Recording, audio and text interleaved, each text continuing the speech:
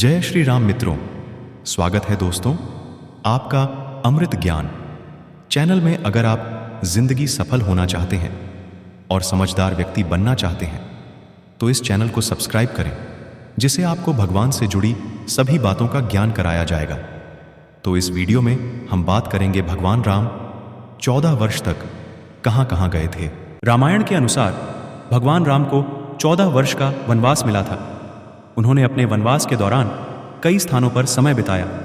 तो चलिए जानते हैं कि भगवान राम ने अपने वनवास के दौरान कहां कहां समय बिताया। पहले 12 वर्ष भगवान राम ने अपने वनवास के पहले 12 वर्ष चित्रकूट में बिताए। चित्रकूट एक पवित्र स्थान है जो उत्तर प्रदेश में स्थित है। भगवान राम ने यहाँ कई आर्षि मुनियों से शिक्षा और विद्या प्राप्त की। अगले 2 वर्ष भगवान राम ने अपने वनवास के अगले 2 वर्ष पंचवटी में बिताए। पंचवटी एक सुंदर जगह है जो महाराष्ट्र में स्थित है। यहाँ भगवान राम ने कई वनवासियों से मित्रता की और उनके साथ समय बिताया। अंतिम वर्ष भगवान राम ने अपने वनवास के अंतिम वर्ष किष्किंधा में बिताए। किष्किंधा एक विशाल और शक्तिशाली वानर राज्य था। यहाँ भगवान राम ने हनुमान और अन्य वानर सेना के साथ मिलकर लंका पर चढ़ाई की और रावण का वध किया। भगवान राम ने अपने वनवास के दौरान कई अन्य स्थानों पर भी समय बिताया। इनमें शामिल हैं दंडकारण्य। भगवान राम ने कुछ समय दंडकारण्य में भी बिताया। दंडकारण्य एक जंगल है जो उत्तर प्रदेश और मध्य प्रदेश में स्थित है। पुष्पक विमान भगवान राम ने अपने वनवास के अंतिम वर्ष में लंका पर चढ़ाई करने के लिए पुष्पक विमान का इस्तेमाल किया। पुष्पक विमान एक विशाल और शक्तिशाली विमान था जो रावण के पास था। भगवान राम के वनवास के दौरान एक दिन रावण की बहन शूर्पणखा भगवान राम के पास आई और उनसे शादी करने का प्रस्ताव रखा। भगवान राम ने उसे मना कर दिया। शूर्पणखा क्रोधित हो गई और उसने सीता को मारने की कोशिश की। भगवान राम ने उसे रोकने की कोशिश की, लेकिन उसने लक्ष्मण पर हमला कर दिया। लक्ष्मण ने उसका नाक काट दिया। यह घटना बहुत महत्वपूर्ण है क्योंकि इसने भगवान राम की वीरता और दयालुता को दिखाया। भगवान राम ने शूर्पणखा को मारने के बजाय उसका नाक काटा। इससे यह भी पता चलता है कि भगवान राम सिर्फ अपने लिए नहीं बल्कि दूसरों के लिए भी लड़ते हैं।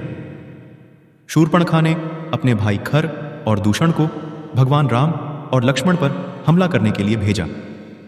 भगवान राम और लक्ष्मण ने उन दोनों का वध कर दिया। यह घटना भी बहुत महत्वपूर्ण है क्योंकि इसने भगवान राम की शक्ति और कौशल को दिखाया। भगवान राम और लक्ष्मण ने खर और दूषण जैसे शक्तिशाली राक्षसों को आसानी से मार दिया। इससे यह भी पता चलता है कि भगवान राम हमेशा बुराई पर अच्छाई की जीत सुनिश्चित करने के लिए तैयार रहते हैं। सीता की खोज के लिए हनुमान का भेजना। सीता के अपहरण के बाद भगवान राम ने सीता की खोज के लिए हनुमान को भेजा। हनुमान ने लंका जाकर सीता से मुलाकात की और उन्हें भगवान राम का संदेश दिया। यह घटना भी बहुत महत्वपूर्ण है क्योंकि इसने हनुमान की शक्ति और दृढ़ संकल्प को दिखाया।